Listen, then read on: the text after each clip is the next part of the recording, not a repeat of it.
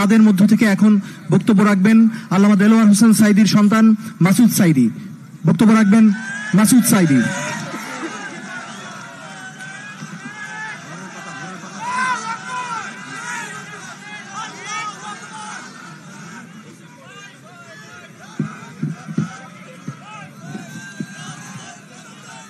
আউযু বিল্লাহি মিনাশ শাইতানির রাজিম। বিসমিল্লাহির রহমানির রহিম।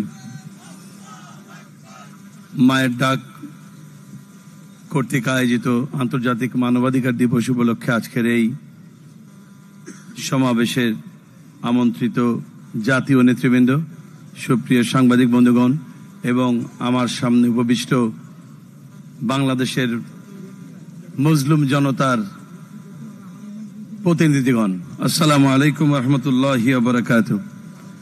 সম্মানিত ভাইয়েরা, দীর্ঘক্ষণ কথা শুনেছি, দুপুর থেকে এখানে বসেছিলাম, আমাদের মনের কথাগুলি প্রায় সবই বলা হয়ে গেছে। তারপরও যে জিনিসটি বলতে চাই সেটি হলো এই, অনতিবিলম্বে ভারত থেকে শেখ হাসিনাকে ধরে আনতে হবে। শুধু ধরে আনলেই হবে না, এই সোহরাওয়ার্দী উদ্যানেই সকল মজলুম পরিবারের সদস্যের সামনে শেখ হাসিনাকে প্রকাশ্যে ফাঁসি দিতে হবে। ফাঁসি ছাড়া শেখ হাসিনার অন্য কোন বিচার হতে পারে না, পারে না, পারে না। প্রিয় ভাইয়েরা,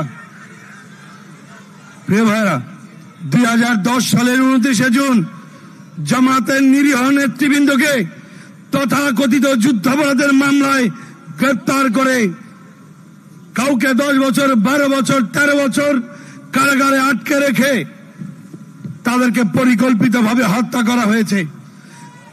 তাদের বিরুদ্ধে যুদ্ধাপরাধের অভিযোগ ছিল নাটক। মূলত ভারতের আগ্রাসনের বিরুদ্ধে বিরোচিত ভূমিকা রাখার জন্যই তাদেরকে পরিকল্পিতভাবে হত্যা করা হয়েছে। প্রিয় ভাইরা, সন্ত্রাসী সংগঠন ছাত্রলীগকে যেভাবে নিষিদ্ধ করা হয়েছে, আওয়ামী লীগকেও একইভাবে নিষিদ্ধ করতে হবে। মনে রাখতে হবে, মজলুমের জালিমের প্রতি দয়া দেখানো, মজলুমের রক্তের সাথে বেঈমানি করা। সুতরাং আওয়ামী লীগের প্রতি কেউ মায়া দেখাতে আসবেন না। আমরা ভারতকে বলতে চাই, ওই ইসকনের সন্ত্রাসী চিন্ময়কে নিয়ে আপনাদের যে মায়া কান্না, বিশ্বজিৎকে যখন কুপিয়ে হত্যা করা হয়েছিল, আপনাদের এই মায়া কান্না কোথায় ছিল? ভারত কখনোই বন্ধুত্বের প্রশ্নে, বাংলাদেশের স্বাধীনতা সার্বভৌমত্বের প্রশ্নে উত্তীর্ণ কোন বন্ধু নয়। বরং আমরা যে রক্তের উপরে দাঁড়িয়ে আমাদের তৃতীয় স্বাধীনতা পেয়েছি, আমরা এই স্বাধীনতা দাঁড়িয়ে বলতে চাই, ভারতের সঙ্গে আমরা চোখে চোখ রেখে কথা বলার সাহস এবং শক্তি অর্জন করেছি।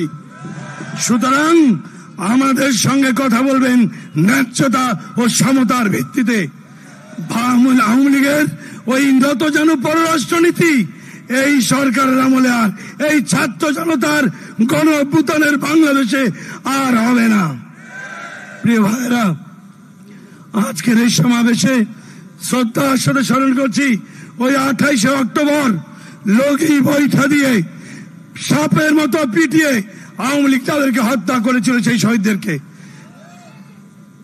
অত্যন্ত শোকাবহ অবস্থায় স্মরণ করছি 2010 সালের 22শে ফেব্রুয়ারি থেকে 25শে ফেব্রুয়ারি ঢাকার পিলখানায় বাংলাদেশের অহংকার সেনা সদস্য, ওই 57 জন সেনা সদস্যকে পরিকল্পিতভাবে আওয়ামী লীগ ভারতের নির্দেশে হত্যা করেছিল।